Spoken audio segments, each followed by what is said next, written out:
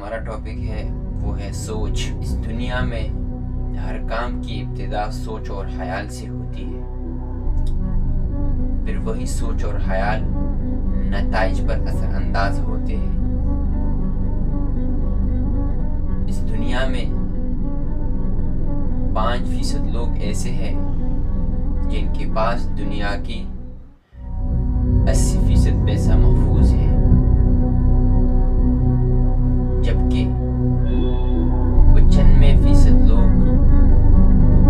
ایسے ہیں جو 5% پر اپنا زندگی گزر بسر کر رہی ہے. کے مطابق امیر ہونے کا پورا انحصار انسانی سوچ پر ہے. اگر انسان کا سوچ مثبت اور آگے بڑھنے والی ہو تو وہی سوچ انسان کو کامیاب اور خوشحال بنا دیتی ہے. دوسرے الفاظوں میں یوں کہا جاتا ہے، سوچ ہی انسان کو امیر اور غریب بناتی ہے. در حقیقت انسان کی باہر کی تبدیلی اندر کی تبدیلی سے ہوتی ہے، اور اندر کی تبدیلی انسان کی سوچ پر منحصر ہے.